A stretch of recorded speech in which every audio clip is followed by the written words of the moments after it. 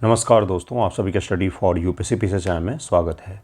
आज तारीख है 12 मई 2026 और आज का न्यूज़पेपर आर्टिकल डिस्कशन का ये वीडियो होगा। 12 मई है आज और आपका एग्ज़ाम जो है वो 26 जुलाई को ही संभावित है। 95% चांस है कि उसी दिन आपका परीक्षा होगा, तो इसलिए कृपया करके परीक्षा की तैयारी सही से करें, समय दें पीटी को ज़्यादा और रेगुलर रिवीजन भी करें। विदाउट रिवीजन कुछ भी नहीं होने वाला है। आज हम लोग क्या सब पढ़ेंगे भाइयों बहनों, तो कल प्रधानमंत्री जी ने परसों हैदराबाद सिकंदराबाद है तेलंगाना में, यहाँ पर उन्होंने एक रैली को संबोधित करते हुए कहा कि जिस प्रकार से पहले युद्ध के समय में सोना दान देते थे लोग, सेक्रीफाइस करते थे देश के लिए, उसी प्रकार से आप सभी फिर से सेक्रीफाइस कीजिए। उन्होंने कहा कि वर्क फ्रॉम होम कल्चर को बढ़ावा देना चाहिए। गोल्ड 1 साल तक मत खरीदिए, 1 ईयर तक मत खरीदिए। गोल्ड इंडस्ट्री में भारत में 50 से 60 लाख लोग काम करते हैं, गोल्ड एंड ज्वेलरी इंडस्ट्री में। इसके अलावा इन्होंने कहा कि पेट्रोल डीजल को संभल कर खर्च कीजिए। इन्होंने कहा कि कुकिंग ऑयल जो है इसको भी संभल कर आपको खर्च करना चाहिए। इनके इस बयान के बाद से करीब में 8 लाख करोड़ रुपए भारत के शेयर मार्केट से उड़ गए, सारे के सारे धराम हो गए, आज भी गिरना जारी ही है। इसका तात्पर्य ये है कि देश एक बहुत ही बड़े आर्थिक संकट की ओर बढ़ रहा है, जिसे छुपाया गया क्योंकि इलेक्शन का दौर था, इसलिए इस चीज़ को छुपाया गया। इससे 2 चीज़ें और पता चलती है कि जब देश में इन्फॉर्मेशन सही समय पर सही लोगों तक नहीं पहुँचे तो बाद में आपको इसी प्रकार के अपील करना पड़ता है, जनता को सेक्रीफाइस के लिए, देशभक्ति के लिए तैयार करना पड़ता है। भारत का इतिहास क्या रहा है, पंडित नेहरू जी के बाद से लेकर के नरेंद्र मोदी जी तक में बहुत सारे ऐसे दौर आए हैं जब देश पर आर्थिक संकट आया है। इसी में एक प्रधानमंत्री थे हमारे, कौन, तो शास्त्री जी, लाल बहादुर शास्त्री जी जो थे, उनके समय में अन्न का बहुत बड़ा संकट आया था। तो उन्होंने देशवासियों से अपील की थी कि कोशिश करें कि वीक में कम से कम 1 दिन फास्टिंग कर सकते हैं और उसके साथ में 1 समय का भोजन त्याग सकते हैं। लेकिन ये अपील करने से पहले उन्होंने खुद भूखे रह कर के देखा कि क्या मैं ये कर सकता हूँ, मेरे बाल बच्चे कर सकते हैं या नहीं, और उन्होंने अपने प्रधानमंत्री आवास के बगल में ही सांकेतिक रूप से सही लेकिन खेती करना उन्होंने शुरू किया। ये क्या था, ये था कि अगर जो हम अपील देशवासियों से कर रहे हैं उस अपील को हम खुद मान रहे हैं कि नहीं, इस चीज़ को लेकर के उनकी पहल थी, जो कि एक लीडरशिप की पहचान होती है कि लीडर आगे चलता है, मैनेजर पीछे चलता है। मैनेजर जो होता है कंपनी में वो पीछे चलता है, वो आप पर रूल करता है, जबकि लीडर जो है वो गवर्न करता है, आगे चलता है, हर चीज़ को पहले खुद झेलता है। प्रधानमंत्री जो सिकंदराबाद में थे वहाँ पर भी उन्होंने रैली की, 100 से 200 मिनिमम उनके काफ़िले में गाड़ी होती है। फिर वडोदरा गए, वहाँ पर भी रैली की, 200 से 300 गाड़ियाँ थी। उसके बाद से फिर सोमनाथ गए, वहाँ पर भी रैली हुई है, सड़क पर जो रोड शो होता है उसमें भी 100-200 गाड़ियाँ थी। उसके साथ में यहाँ पर एयर शो वगैरह भी आयोजित किया गया। तो लीडरशिप की जो पहली पहचान होती है कि हर संकट को पहले खुद पर झेलना, वैसा इस बार हमारे देश में नहीं देखने को मिल रहा है। प्रधानमंत्री लाल बहादुर शास्त्री जी खुद भूखे रहे थे एक समय, लेकिन आज हमें ऐसा कुछ नहीं देखने को मिलता है। अपील केवल जनता के लिए होता है। ये अपील कोई छोटी चीज़ नहीं है। इस टॉपिक को ज़रा डिटेल में कवर करेंगे, देखेंगे कि क्या ऐसा कारण है जिसके कारण से इस तरह की अपील की जा रही है और यह संकट कितना बड़ा है, पहले क्यों नहीं इसे बताया गया और इसके क्या निहितार्थ हो सकते हैं, सवाल क्या यहाँ से पूछा जा सकता है। इधर दूसरा हेडलाइन जो आपको दिख रहा है, तमिलनाडु में शॉल बांटो प्रतियोगिता भी चल ही रहा है। हर कोई दूसरे को पीला वाला शॉल ओढ़ा रहा है। तमिलनाडु की पहचान होती है शॉल, तो गवर्नर साहब को तो 5-6 दे चुके हैं, अब ये आपस में भी एक दूसरे को दे रहे हैं शॉल। तो जो भी है वहाँ पर सरकार तो बन गई है, लेकिन ये सरकार चल नहीं पाएगी। मुझसे पूछिए तो 1 साल भी चल जाए तो कोई चमत्कार से कम नहीं होगा। 7 महीने, 8 महीने, 9 महीने इस सरकार का जीवन है, उसमें जितना इनको शॉल बांटना है, जितना काम करना है कर लेंगे। उसके बाद से सरकार गिरेगी, फिर से री इलेक्शन के दौर में तमिलनाडु प्रवेश करेगा। इस टॉपिक में आज हम लोग पढ़ेंगे, इंडियन एक्सप्रेस ने बताया किस प्रकार से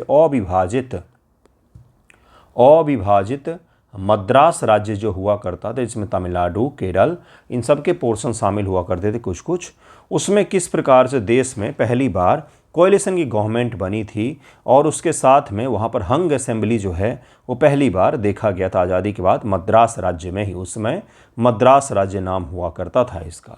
और इसके साथ में स्वतंत्र पार्टी का आपने नाम सुना होगा, जो 65वीं बीपीएससी में पूछा जा चुका है। स्वतंत्र पार्टी राजाजी राजगोपालाचारी, सी राजगोपालाचारी, उनके द्वारा इस पार्टी का गठन किया गया था कांग्रेस से मतभेद के चलते।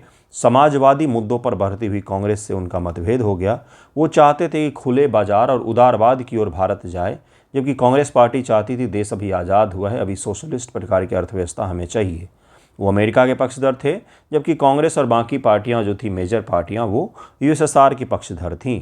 तो इन दोनों के मतभेद के कारण से किस प्रकार स्वतंत्र पार्टी बनी थी उसके बारे में भी हम लोग पढ़ेंगे।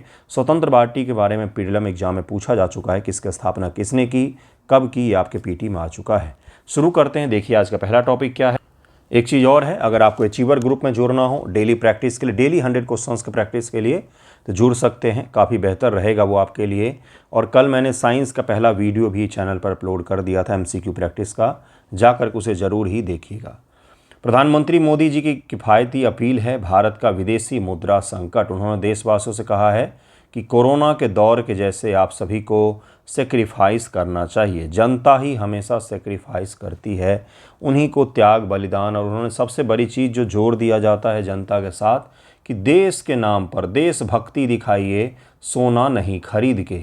सोना को नहीं खरीद के आपको देशभक्ति दिखानी चाहिए, कि सोना का दाम तो इजराइल वॉर के 6 महीना पहले से ही बढ़ रहा है। 1,75,000 1,80,000 तक चला गया था सोना, तो है ना। तो इस सोने का संकट तो कोई आज का नहीं है, लेकिन अपील अभी किया गया है। सबसे बड़ी चीज़ है कि सरकार पिछले 2-3 महीनों से, जब से वॉर शुरू हुआ है, फरवरी लास्ट के बाद से 1 मार्च के आसपास से वॉर शुरू हुआ है, उस दौरान से सरकार लीपापोती में लगी थी कि सब कुछ सही है, सब चंगासी, ना तो तेल का संकट है, ना तो गैस का संकट है, ना तो कुकिंग ऑयल का संकट है। मैंने आपको समझाया था इंडोनेशिया की बायोफ्यूल नीति, मैंने आपको समझाया था बायोफ्यूल पॉलिसी। जब आप एक एक को जोड़ना शुरू करेंगे तो आपको समझ में आता है वाइड व्यू में। मैंने आपको ये समझाया था कि इंडोनेशिया ने तेल संकट के कारण से बायोफ्यूल पॉलिसी को अपनाया, जिसमें पाम ऑयल जैसी चीज़ों को उपयोग किया जाएगा, ईंधन ऑयल के तर्ज पर उसको संशोधित करके, परिवर्तित करके उसको उपयोग किया जाएगा, जिसके कारण से जो हमारे देश से पाम ऑयल आता है उसके इंपोर्ट में कमी आएगी, हमें महंगा पड़ेगा। सबसे प्रमुख सोर्स हमारा वही है। तो अब कुकिंग ऑयल भी महंगा हो सकता है। आर्थिक संकट एक बहुत गहरा वाला आने वाला है। ये प्रधानमंत्री जी के कहने का तात्पर्य था कि मंदी की ओर हम लोग बढ़ रहे हैं। मंदी का तात्पर्य क्या होता है?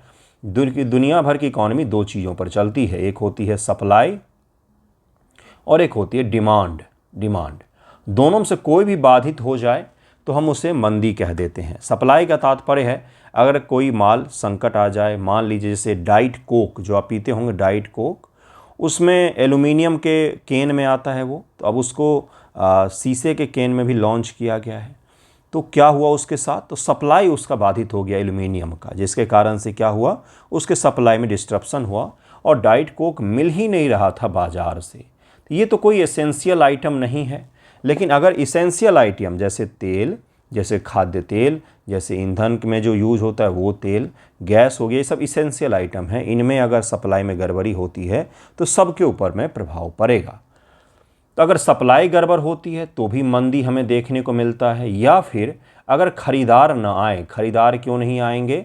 महंगाई के कारण से। अगर दाम अतिशय बढ़ जाए जिससे लोग खरीदने से बचें तो डिमांड कम हो गया है। डिमांड कम होने के कारण से क्या होगा, बाजार में मंदी छा जाएगी, खरीद बिक्री कम होगी तो मंदी अपने आप ही आ जाती है। तो इस प्रकार की अर्थव्यवस्था के लिए हम लोग बढ़ रहे हैं, ऐसा प्रधानमंत्री के बयान से सभी जगहों पर प्रकट हो रहा है। आज के न्यूज़पेपर में आप एटलीस्ट 10 आर्टिकल आपको मिलेंगे कि क्यों भारत को विदेशी मुद्रा बचाना चाहिए, नहीं तो हम गहरे आर्थिक संकट की ओर बढ़ेंगे। सवाल क्या यहाँ से पूछा जा सकता है? पिछली बार 71 बीपीएससी प्रीलिम एग्जाम में बीपीएससी ने सवाल पूछा हमारे विदेशी मुद्रा भंडार के आंकड़ों के बारे में। इकोनॉमिक सर्वे के हिसाब से यह पूछा गया था कि कितना बढ़ा है और कितना कम हुआ है। ये डायरेक्ट आंकड़ों पर आधारित सवाल था, जो सितंबर 2025 के आंकड़ों पर आधारित सवाल था, और उसमें दूसरा स्टेटमेंट जो था वो इकोनॉमिक सर्वे से दिया गया था। इस प्रकार के सवाल आपसे ही पूछा जा सकता है। फॉरेक्स रिजर्व में क्या क्या चीज़ें शामिल होती हैं, कौन कौन से हमारे प्रमुख इंपोर्ट के बिल पे करने पड़ते हैं, कौन कौन से ज़्यादा हम इंपोर्ट करते हैं, इस प्रकार की चीज़ों के बारे में पूछा जा सकता है। अब ज़रा इसको कवर करते हैं, डिटेल में समझने का प्रयास करते हैं। सबसे पहले जो उन्होंने कहा कि ऑनलाइन और वर्क फ्रॉम होम, इससे क्या होगा भाई, घर से लोग नहीं निकलेंगे तो गाड़ियाँ कम चलेंगी, इससे पेट्रोल एंड डीजल के प्राइस जो हैं वो कंट्रोल में रहेंगे, डिमांड जो है वो कम रहेगा। क्योंकि मैंने कल ही आपको समझाया कि एक महीने में तेल कंपनियों को 30,000 करोड़ रुपए का नुकसान हो रहा है, क्योंकि तेल के दाम इलेक्शन के कारण से नहीं बढ़ाए गए और उसको हम ज़्यादा दिन तक रोक के नहीं रख सकते हैं, नहीं तो कंपनियां दिवाला हो जाएंगी। सोना और छुट्टियां, जब तक स्थिति सामान्य न हो जाए गोल्ड की खरीदारी को टाल दें। विदेशी छुट्टियों और विदेशों में डेस्टिनेशन वेडिंग के बजाय घरेलू पर्यटन को बढ़ावा दें। विदेशों में आप घूमने जाते हैं तो आपको डॉलर लेकर के जाना पड़ता है, तो डॉलर जो विदेशी मुद्रा है हमारे पास उसकी खपत ज़्यादा ना हो, इसलिए इस प्रकार की अपील की गई है। इसके साथ में कहा गया है गोल्ड भी ना खरीदें, क्योंकि सरकार को भारी भरकम पैसा गोल्ड को खरीदने पर देना पड़ता है। दुनिया में सबसे ज़्यादा गोल्ड कहीं पर उपयोग होता है तो पहले स्थान पर चीन है, लेकिन वहाँ के लोग ज़्यादा पहनते नहीं हैं। पहनने से भी ज़्यादा इलेक्ट्रॉनिक्स आइटम के मैन्युफैक्चरिंग में गोल्ड का उपयोग किया जाता है, इसलिए दोयम दर्जे का गोल्ड होता है। दुनिया में सबसे ज़्यादा जो उच्च लेवल का गोल्ड यूज किया जाता है वो भारत में किया जाता है, क्योंकि हम इलेक्ट्रॉनिक आइटम के मैन्युफैक्चरिंग से भी ज़्यादा पहनने में उपयोग करते हैं, गिफ्ट देने में, पहनने में, शादियों में। भारत में कल्चर है गोल्ड का, सबसे सेफ इन्वेस्टमेंट भी माना जाता है। तो पुराने ज़माने के लोग कोई बेवकूफ़ थोड़े न थे कि कहते थे गोल्ड ले लो, ज़मीन ले लो, शेयर मार्केट की तरफ मत देखो, सारा पैसा डूब जाएगा। तो इसी कारण से उनको पता था कि कौन सा चीज़ जो है वो सेफ़ इन्वेस्टमेंट है। इसके कारण से भारत में आज भी गोल्ड दुनिया में सबसे ज़्यादा खरीदा बेचा जाता है, जिसके कारण से भारत का घरेलू उत्पादन जो है गोल्ड का, याद रखिएगा ये सारे सवाल ही मैं आपको बता रहा हूँ, वो 1 टन के लगभग में ही है। जबकि भारत जो है दुनिया में इंपोर्ट जो कर, भारत में खर्चा जो है वो लगभग में 800 टन का है, 800 टन से भी ज़्यादा का है, 800 टन से भी ज़्यादा का है गोल्ड का खर्च। एक ईयर की मैं बात कर रहा हूँ, तो उत्पादन क्या है और खर्च क्या है, इसी से आप समझ सकते हैं कि कितना सारा हम इंपोर्ट करते हैं। उसके साथ उन्होंने कहा ईंधन की बचत कीजिए, कुकिंग ऑयल भी और इत्यादि चीज़ें, मेट्रो है तो मेट्रो का उपयोग कीजिए, ये उनकी अपील थी। इसके पीछे के कारणों को अब जरा समझते हैं हम लोग। विदेशी मुद्रा भंडार में भारी गिरावट, पिछले 2 से 3 महीनों में भारत के विदेशी मुद्रा भंडार में 38 बिलियन डॉलर कम हो गए हैं। 38 बिलियन डॉलर बहुत बड़ी रकम है ये, पाकिस्तान की इकॉनमी भी इतनी बड़ी नहीं होगी। तो आप समझ सकते हैं कितना ज़्यादा खर्च पर हम देते हैं पैसा, समझिएगा इस चीज़ को। यह गिर करके 691 बिलियन पर आ गया है, जिसके कारण सरकार को चिंता हो रही है कि अब हमें फॉरेक्स को बचाना पड़ेगा।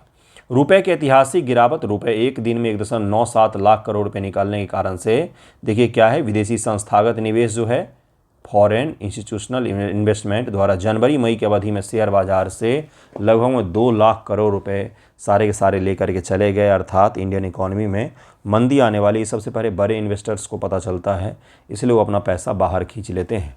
भारतीय रुपये 95 का स्तर को पार कर गया, US डॉलर के मुकाबले 95.21 रुपये पर हमारा रुपया जो है वो चला गया है।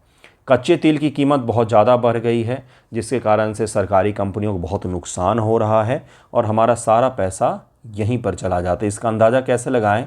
मान लीजिए पहले 100 लीटर तेल के लिए 500 रुपये देने पड़ते थे, अब 100 लीटर तेल के लिए कितने रुपए देने पड़ रहे हैं? तो अप्रॉक्स 1200 रुपये देने पड़ रहे हैं। देश का ऑयल इंपोर्ट तो खरबों लीटर में है, तो अब ज़रा उसका अंदाज़ा लगाइए कि डॉलर के हिसाब से कितना बड़ा बिल जो है वो बढ़ गया है। यानी कि पहले अगर 1 लाख करोड़ खर्चा था तो अब वो डायरेक्ट कर दीजिए 2.3 लाख करोड़ का खर्चा आ रहा है। तो इतना सारा पैसा कहाँ से आएगा? इसलिए भी सरकार ने इस प्रकार के अपील किए हैं। आंकड़ों में क्या बताता है भाई, भारत चीन के बाद दुनिया का दूसरा सबसे बड़ा सोना का उपभोक्ता है। पिछले 2 वर्षों में भारत में गोल्ड इंपोर्ट बिल दोगुना होकर के 72 बिलियन रिकॉर्ड स्तर पर पहुंच गया है, जो 22-23 में 35 बिलियन था। अर्थात गोल्ड बहुत ज़्यादा खरीदा जा रहा है और दाम में भी बहुत ज़्यादा उछाल आ गया, जिसके कारण से भी ये बिल जो है 35 से आपको 72 दिख रहा है। आयात के स्रोत, यहाँ से सवाल पूछे जा सकते हैं। सबसे ज़्यादा गोल्ड आयात कहाँ से किया जाता है? तो भारत सबसे ज़्यादा स्विट्ज़रलैंड से गोल्ड आयात करता है, स्विट्ज़रलैंड से आयात करता है। उसके बाद यूएई से 16%, एंड देन दक्षिण अफ्रीका, साउथ अफ्रीका से 10% गोल्ड हम लाते हैं। साउथ अफ्रीका से 10% गोल्ड का आयात करते हैं, इसको अवश्य ही ध्यान में रखिएगा। विदेश यात्रा और एलआरएस बढ़ता आउटफ्लो, ये भी सरकार की एक चिंता है। इसके कारण सरकार ने कहा है कि लिबरलाइज रेमिटेंसेज स्कीम इत्यादि जो हैं इसे हम कम करेंगे, जिससे विदेश यात्रा इत्यादि पर जो खर्च किया जाता है उससे हमें थोड़ा सा मदद मिल जाएगा। पर्यटन यात्राओं में वृद्धि, पर्यटन मंत्रालय के अनुसार 2025 में रिकॉर्ड 32.71 मिलियन भारतीयों ने विदेश यात्रा की है, 3.27 करोड़ लोग। और ये लोग कौन है? क्या सब अमीर लोग ही विदेश जाते हैं क्या? बिल्कुल भी नहीं। आजकल का नया ट्रेंड है बात बात पर घूमते निकल जाना और रील बना के डाल देना। तो ये जो ट्रेंड है, ये देश के बाहर जाने पर ट्रेंड हमें नुकसान करता है। किस प्रकार से? तो भारत के लोग यहाँ से जो बाहर जाते हैं तो रुपए दे करके डॉलर लेकर के जाते हैं, तो उससे खर्चा बढ़ता है। और ये सब अपने पैसों पर नहीं जाते हैं, लोन लेकर के भी जाते हैं लोग घूमने। तो इसके कारण सरकार अपील करे थी कि डॉलर बाहर ना जाए। एक तरफ भारी पैसा लेकर विदेश जा रहे हैं, वहीं 2025 में भारत आने वाले विदेशी पर्यटकों की संख्या घट गई है। बिल्कुल सही सुन रहे हैं आप, भारत लोग आ नहीं रहे हैं और भारतीय लोग देश छोड़ करके भारत बाहर घूमने जा रहे हैं। तो इसके कारण से डॉलर जो पर्यटन से आ रहा था उसमें तो कमी आ गई है, और वहीं पर भारतीय लोग जो बाहर जाते हैं उसमें हमें बढ़ोतरी देखने को मिल रही है। इसके कारण सरकार ने इस प्रकार की अपील किए हैं, जितने लोग मालदीव, श्रीलंका जा रहे हैं, बैंकॉक जा रहे हैं, उन सब का कैंसिल कर दो, जाना ही नहीं है, ख़त्म, बंद। देश में घूमो जितना घूमना है। तो ये भी आपको समझना पड़ेगा कि क्यों अपील किया गया है। अब ज़रा भारत के प्रमुख आयात को हम लोग देखेंगे, तो उसके बाद नेक्स्ट टॉपिक पर चलेंगे कि सबसे ज़्यादा पैसा कहाँ पर खर्च किया जाता है। पेट्रोलियम, क्रूड और उत्पाद जो है, पेट्रोलियम क्रूड प्रोडक्ट्स जितने भी हैं उनसे जुड़े हुए चीज़ों पर भारत को सबसे ज़्यादा खर्चा करना पड़ता है। यह भारत का सबसे बड़ा आयात है, कुल आयात का लगभग 25 से 30%। यानी कि 100 रुपये का अगर हम बाहर से ख़रीदते हैं तो उसमें 30 रुपये का एक ही चीज़ खरीदते हैं, वो क्या है? तो पेट्रोल, डीजल, ये सब चीज़ें जो हैं इसे हम खरीदते हैं। भारत अपनी कच्चे तेल की 80% से अधिक आवश्यकता आयात से ही पूरा करता है, लेकिन इससे हमें फ़ायदा भी होता है। कैसे फ़ायदा? भारत कच्चा तेल खरीदता है गुरु, उसको हम रिफाइन करते हैं और फिर बाहरी देशों को बेचते भी हैं। इसलिए प्रमुख एक्सपोर्ट में भी पेट्रोलियम प्रोडक्ट शामिल है हमारे, और प्रमुख इंपोर्ट में भी पेट्रोलियम प्रोडक्ट शामिल है। ये ज़रूर ध्यान में रखिएगा। पेट्रोलियम कच्चा तेल हम खरीदते हैं, जैसे रूस से तेल खरीद के हम यूरोप को बेच रहे थे यूक्रेन वॉर के समय में। तो ये कैसे होता है? तो ये ऐसे ही होता है, भारत में बहुत सारे रिफाइनरीज़ हैं तो उसमें हम रिफ़ाइन करते हैं उसको और बाहर बेच देते हैं। सोना और कीमती पत्थर है, जैसे कि ताज़ा रिपोर्ट के हिसाब से भारत का सोने का आयात बिल जो है 72 बिलियन तक पहुंच गया है। इसके अलावा डायमंड, मोती भी बड़े पैमाने पर आयात किए जाते हैं। कच्चे हैं, ये सारे कच्चे हैं। अब गोल्ड तो गोल्ड ही होता है, गोल्ड में तो जिस प्रकार का आप गोल्ड देखते हैं वही हमें प्रकृति से प्राप्त होता है, लेकिन हीरा वैसा प्राप्त नहीं होता है। तो हम हीरा भी खरीदते हैं, पत्थर भी खरीदते हैं, फिर उसको तराशा जाता है। पॉलिशिंग का काम जो होता है भारत में कई सारे शहरों में होता है, उस पॉलिशिंग करके हम उसको जेम्स एंड ज्वेलरी बना करके एक्सपोर्ट करते हैं। तो अगर हम इसका आयात नहीं करेंगे ना तो हमारे निर्यात पर भी प्रभाव पड़ेगा, क्योंकि जेम्स एंड ज्वेलरी अगेन हमारे एक्सपोर्ट का बहुत बड़ा हिस्सा है। और जेम्स एंड ज्वेलरी बनाने के जो प्रोडक्ट हैं, जो कच्चा माल है, जो रॉ मटेरियल है, वो हम इंपोर्ट करते हैं। तो सरकार ने लोगों से अपील की है कि आप गोल्ड मत खरीदिए। जो व्यापारी इंपोर्ट एक्सपोर्ट का काम करते हैं वो तो करेंगे ही, है ना। इलेक्ट्रॉनिक उपकरण, मोबाइल पार्ट्स, कंप्यूटर, टेलीकॉम उपकरण, माइक्रोचिप्स मुख्य रूप से चीन, ताइवान, दक्षिण कोरिया से आते हैं। अगेन ये आते हैं और भारत में असेंबल होते हैं, इसका एक्सपोर्ट भी किया जाता है। तो न केवल आते हैं बल्कि जाते भी हैं। ये कोयला, कोक, ब्रिकेट्स, ये सब तो सारे हमारे उत्पाद हैं जो यूज होता है, यह हम अपने कंजम्पशन के लिए मंगाते हैं। मशीनरी और रासायन, मशीनरी, दवा उद्योग, फार्मा के लिए कच्चे माल, कृषि के लिए उर्वरक का भी बड़ा आयात होता है। अब अगर एपीआई जो होते हैं, कच्चे माल होता है, दवाओं का कच्चा माल होता है, केमिकल होता है, ये अगर हम आयात नहीं करेंगे भाइयों बहनों तो हम इसको एक्सपोर्ट कैसे करेंगे? दवाई हम दुनिया भर में कैसे बेचेंगे? यानी कि ऐसे उद्योग इसमें शामिल हैं ना, जिनका रॉ मटेरियल हम लाते हैं बाहर से, उसे हम प्रोडक्ट बनाते हैं और उसको एक्सपोर्ट करते हैं। तो अगर रॉ मटेरियल कम मंगाएंगे तो हमारा इंपोर्ट तो प्रभावित होगा ही, एक्सपोर्ट भी हमारा प्रभावित होगा।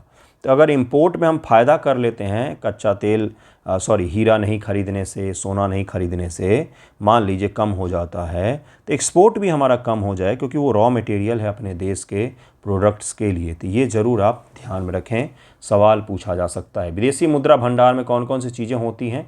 विदेशी मुद्रा संपत्ति रिजर्व का सबसे बड़ा हिस्सा 90% होता है। इनमें केवल डॉलर नहीं बल्कि दुनिया के 5 प्रमुख हार्ड करेंसी शामिल होती हैं। अमेरिकी dollar, euro, British pound sterling जिसको कहा जाता है, जापानी येन, चीनी रेमनबी जो है उनको रखा जाता है फॉरेक्स करेंसी एसेट्स जो होते हैं उनके तौर पर। फॉरेक्स रिजर्व में न केवल करेंसी होता है, बहुत गोल्ड भी होता है और एसडीआर भी होते हैं। तो गोल्ड के अलावा जो करेंसी होते हैं उनमें ये 5 प्रमुख करेंसी भारत में रखे जाते हैं जो दुनिया के 5 बड़ी करेंसीज़ हैं। वैसे दुनिया की सबसे वैल्यूएबल करेंसी गल्फ़ कंट्रीज़ में भी है, लेकिन वो रियल वैल्यूएबल नहीं है क्योंकि वो केवल और केवल अपने तेल के कारण से वैल्यू है उनका। जो दुनिया के 5 बड़ी महत्वपूर्ण करेंसी वो यही 5 हैं जिनको हम फॉरेक्स करेंसी के तौर पर अपने देश में रखते हैं। विदेशी आहरण अधिकार हैं, इसके अलावा गोल्ड तो हो ही कि आरबीआई के पास में रहता है गोल्ड।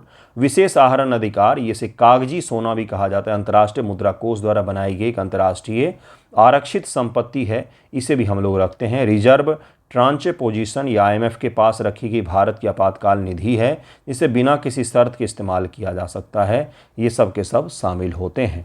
पश्चिम एशिया संकट का भारत के किन क्षेत्रों पर प्रभाव पड़ा है? तो ऊर्जा क्षेत्र और महंगाई पर, विदेशी मुद्रा और शेयर बाजार पर बहुत गहरा प्रभाव है, व्यापार और लॉजिस्टिक पर बहुत गहरा प्रभाव है, निर्यात पर भी बहुत गहरा प्रभाव पड़ा है। इसे भी अवश्य ध्यान में रखें। नेक्स्ट टॉपिक है, सोमनाथ मंदिर का 75 वर्ष हो गया है। प्रधानमंत्री मोदी जी कल भी वहाँ पर गए थे। एयर शो वगैरह भी बहुत बढ़िया तरीके से हुआ। प्रधानमंत्री जी की रोड शो भी हुए हैं जिसमें 200-300 गाड़ियाँ चली हैं। देशभक्ति का अपील केवल जनताओं से किया गया है। उसी सोमनाथ मंदिर जो है उसको पता ही है आपको, तोड़ दिया गया था, लेकिन आज़ादी के बाद पहली सरकार जब बनी थी उसी दौरान इसको पुनः निर्माण करवाया गया था।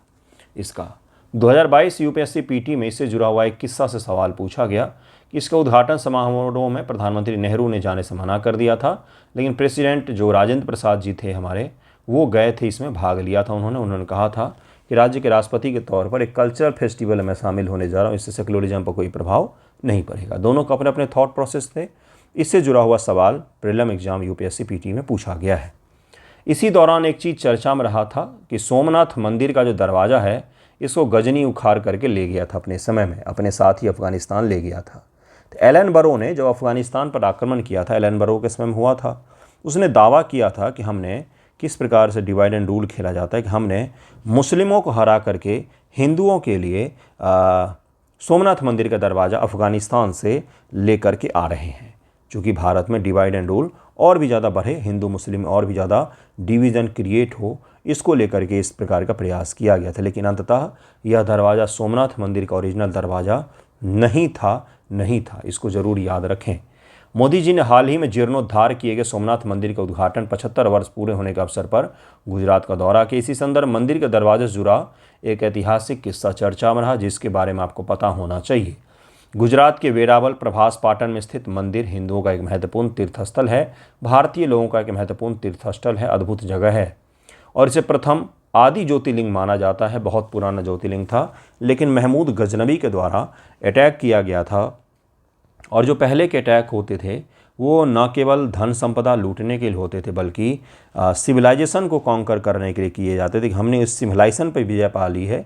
तो सिविलाइजेशन की जो भी पहचान होती थी, कहीं पर मंदिर है, कहीं पर विजय पताका है, कहीं पर कोई भवन है, उसको तोड़ दिया जाता था, उसको लूट लिया जाता था, उसको खंडित किया जाता था, उसको अपमानित किया जाता था। तो भारत की सिविलाइजेशन की पहचान हमेशा से ही मंदिर रहे हैं, ये सत्य है, ये आपको जानना भी चाहिए। इसीलिए हमारे देश में जब वो आए तो मंदिरों को नाश किया उन्होंने, बुद्ध की मूर्तियाँ तोड़ी, शिवलिंग तोड़ी। ये क्या था कि हम उस सिविलाइजेशन के ऊपर विजय प्राप्त कर रहे हैं। तो इस प्रकार के सांकेतिक चीज़ें की जाती थी जो हमेशा ही पहले युद्ध में इस्तेमाल किया जाता था, जिनमें सबसे विनाशकारी हमला 1026 में महमूद गजनवी द्वारा किया गया था और वहीं पर इसको लूटा भी गया था। लॉर्ड एलन बरो की घोषणा, इनका नाम जरूर ध्यान रखिएगा। 1842 में ब्रिटिश सेना ने अफगानिस्तान अभियान में भारी नुकसान के बाद जवाबी कार्रवाई की। वहां से अंग्रेज लकड़ी के दरवाजे की एक जोड़ी वापस लाए और दावा किया कि सोमनाथ मंदिर के जो चंदन के दरवाजे थे जो महमूद गजनवी लूट करके ले गया था, हम उसे वापस लाए हैं। उन्होंने घोषणा की 16 नवंबर 1842 की घोषणा, इसीलिए जाना जाता है इतिहास में 16 नवंबर 1842 की घोषणा है ये। तात्कालिक गवर्नर जनरल लॉर्ड एलनबरो ने भारत के राजाओं और लोगों के लिए घोषणा जारी की, जिसमें उन्होंने कहा कि हमारी सेना अफगानिस्तान के सोमनाथ मंदिर के दरवाजे ला रही है। 800 साल के उस अपमान का आखिरकार बदला ले लिया गया है। उद्देश्य एक ही था कि भारत में हिंदू मुस्लिम डिवाइड को और भी ज़्यादा बढ़ावा दिया जाए।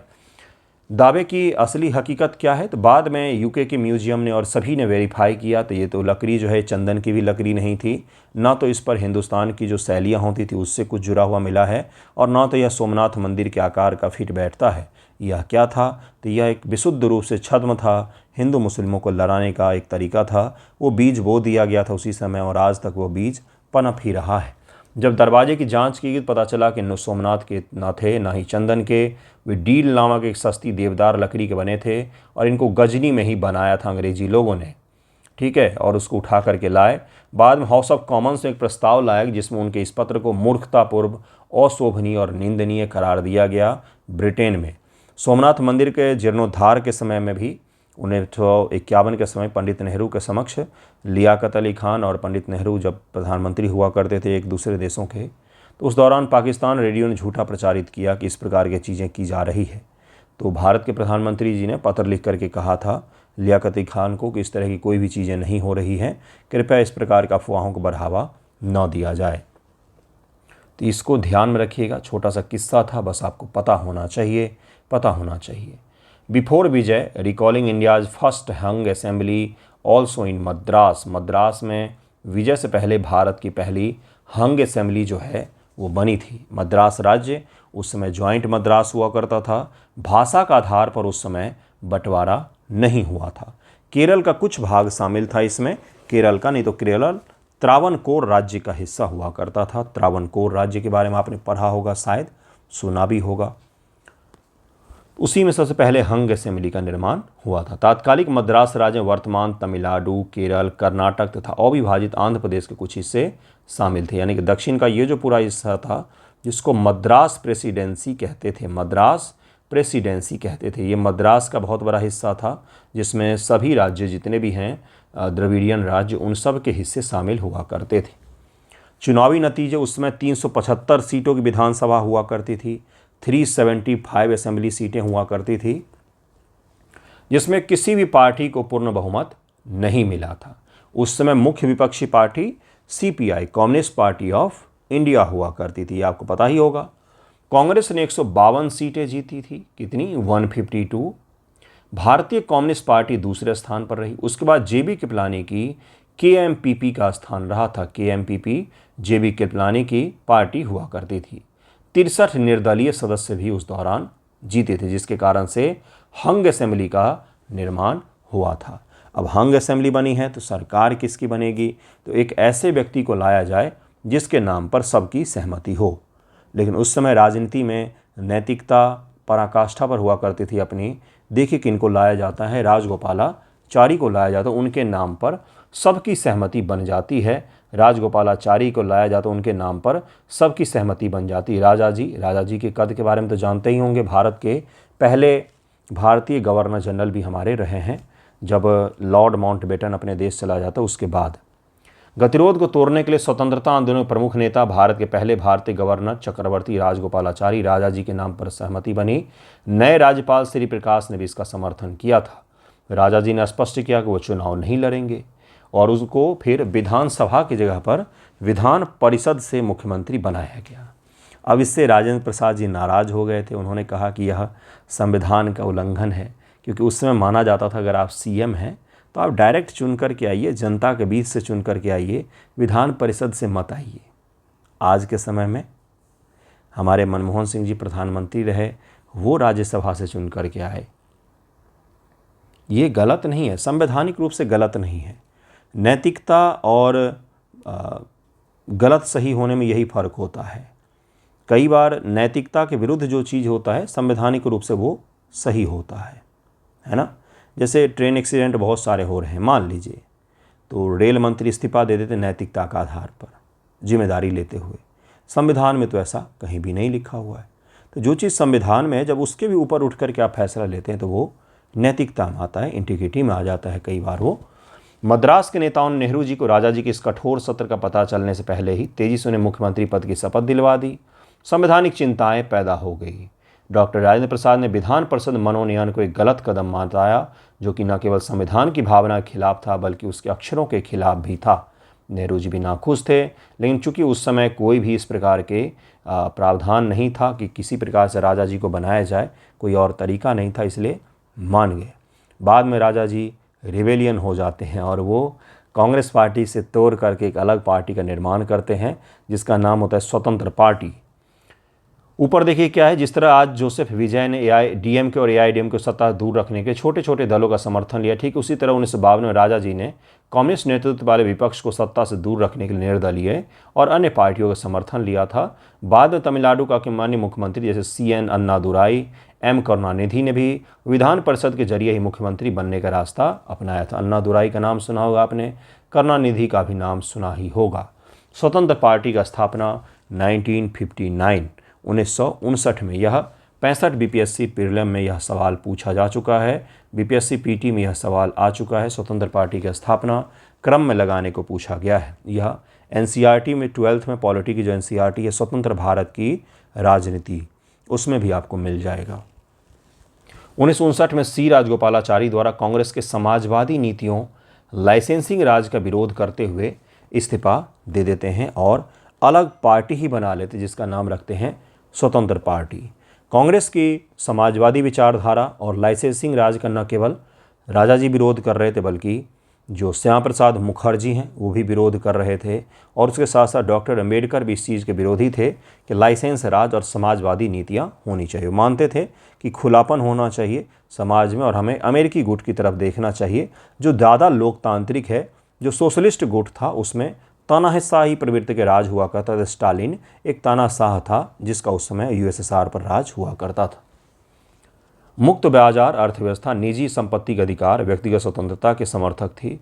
इसका मुख्य उद्देश्य राज्य के कम से कम हस्तक्षेप वाली अर्थव्यवस्था स्थापित करना था। इसी कारण से उन्होंने स्वतंत्र पार्टी अलग पार्टी ही बना ली। स्थापना 1 अगस्त 1959 मुंबई, ये जरूर याद रखिएगा। भले ही राजा जी तमिलनाडु में उस समय शासन कर रहे थे लेकिन पार्टी उन्होंने मुंबई में स्थापित की थी, इसको जरूर याद रखिएगा। अभी तक नहीं पूछा लेकिन पूछ सकता है। संस्थापक C राजगोपालाचारी, राजा जी, मीनू मसानी और NG रंगा का नाम आपने सुना होगा। ये हमारे संविधान सभा के भी सदस्य रहे हैं। और क्या था, उदारवाद था, मुक्त बाजार, समाजवाद का विरोध था, लाइसेंसिंग राज को कम करना, निजी व्यवसाय को बढ़ावा देने की वकालत इन्होंने की थी। 1967 के चुनाव में यह भारत की सबसे बड़ी विपक्षी पार्टी बनकर उभरी थी 1967 में, लेकिन बाद में इंदिरा गांधी जी का जो दौर आया उस दौरान इसका विलय कांग्रेस में ही कर दिया गया। इसको भी आप ध्यान में रखिएगा। नेक्स्ट टॉपिक है AI इन ऑर्बिट। भारत की पहली कंपनी सर्वम AI जो है उसने कहा है कि हम अपना डेटा सेंटर ऑर्बिट में बनाने जा रहे हैं, स्पेस में बनाने जा रहे हैं। बिल्कुल सही सुन रहे हैं आप। पहले इस तरह की चीज़ें केवल अमेरिका से हमें सुनने को मिलती थी, लेकिन अब भारत की भी कंपनी है जिसका नाम है सर्वम AI। उसने कहा है कि पाथफाइंडर भारत का पहला ऑर्बिटल डेटा सेंटर सैटेलाइट होगा। डेटा सेंटर जो पृथ्वी पर बनाए जाते हैं वो हम ऑर्बिट में बनाएंगे और अगले साल तक हम इसे लॉन्च भी कर देंगे, ये सर्वम AI ने कहा है। बेंगलुरु स्थित स्पेस टेक स्टार्टअप पिक्सेल ने भारतीय AI फर्म सर्वम AI के साथ मिलकर भारत का पहला ऑर्बिटल डेटा सेंटर सैटेलाइट विकसित करने की घोषणा की है। डेटा सेंटर क्या होते हैं, जहां पर भारी भरकम डेटा जो होते हैं आपके हमारे सब कुछ, इसको रखा जाता है, वहाँ प्रोसेस किया जाता है उसको और वहीं से डिस्ट्रीब्यूट किया जाता है। और उसी डेटा सेंटर को हम लोग ऑर्बिट में बनाएंगे, वहीं से डेटा का क्या होगा तो इमिशन होगा और वहीं से रिसीव होगा, वहीं पर सब कुछ होगा। तो इससे क्या होगा, पृथ्वी पर नहीं बनने से एक तो जगह नहीं लेगा, एनर्जी भी नहीं लेगा, पानी का भी नुकसान नहीं होगा, स्पेस वैसे ही ठंडा है, एनर्जी सूर्य से मिल जाएगी उसको, तो इतना सारा कुछ हम सेव कर ले जाएंगे और ज़्यादा अच्छे से कनेक्ट भी कर पाएगा। पाथफाइंडर रखा गया, इस सैटेलाइट का नाम पाथफाइंडर रखा गया है। इसे 2026 के चौथी तिमाही तक लॉन्च किए जाने की उम्मीद है। भारत की कंपनी है पिक्सेल, इसने सर्वम AI के साथ मिलकर ऐसा करने की घोषणा की है। यह एक 200 किलोग्राम सैनिक उपग्रह होगा। यह पृथ्वी की निचली कक्षा में रहेगा और यह data centre grade graphics processing जो यूनिट्स हैं उनको स्थापित किया जाएगा, जिसका उपयोग किया जाता है डेटा को प्रोसेस करने में। जितने अच्छे जीपीयू होंगे उतना ही बेहतर तरीके से प्रोसेस होगा और उतना ही जल्दी प्रोसेस होगा। इसके अंदर पिक्सल का अत्याधुनिक हाइपर स्पेक्ट्रल कैमरा, सर्वम एआई का लार्ज लैंग्वेज मॉडल होगा। यह अंतरिक्ष में डेटा तस्वीरें कैप्चर करेगा, एआई का उपयोग करके सीधे अंतरिक्ष में उसका विश्लेषण करेगा और हमारे डेटा सेंटर, हमारे जो उपयोग के सेंटर वहाँ पर यह भेज देगा। इससे क्या मिलेगा भाई?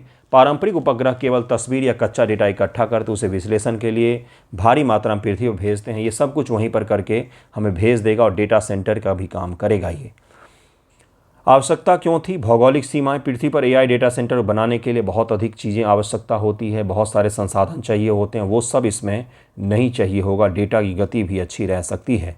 भारत के लिए सामरिक महत्व ये है, इस प्रकार की चीज़ें अभी तक स्पेस एक्स जैसी कंपनी ही सोचती है, लेकिन सर्वम एआई भारत में आई है, उसने इस प्रकार की चीज़ें सोची है और बियॉन्ड द बॉक्स जा कर के यह बहुत बड़ी चीज़ है। वरना तो अडानी अंबानी तो होटल बना लेंगे, उससे आगे उनकी सोच जाती ही नहीं है। सर्वम एआई इस सैटेलाइट के लिए स्वदेशी रूप से विकसित फुल स्टैक एआई प्लेटफॉर्म का प्रयोग कर रहा है। इसका मतलब है कि विदेशी क्लाउड या बुनियादी ढांचे पर निर्भरता हमारी खत्म हो जाएगी। डेटा सॉवरेनिटी, तकनीकी सॉवरेनिटी, एआई सॉवरेनिटी उतनी ही आवश्यक है आजकल जितनी ज़्यादा पॉलिटिकल सॉवरेनिटी आवश्यक है। बिना इसके कोई भी सॉवरेनिटी काम नहीं आएगा अगले 10 से 20 सालों में। जब सारा कुछ आपके पास होगा तभी आप सॉवरेन होंगे, नहीं तो नहीं हो पाएंगे। इसको ज़रूर याद रखिएगा, ये काफ़ी बेहतर था। एक और टॉपिक है जिसका अध्ययन हम लोग कल करेंगे, केरल की तेल रिसाव आकस्मिक योजना। Very very very very very important. ठीक है, थैंक यू सो मच आप सभी का वीडियो देखने के लिए। आई होप कुछ सीखा होगा आपने। धन्यवाद।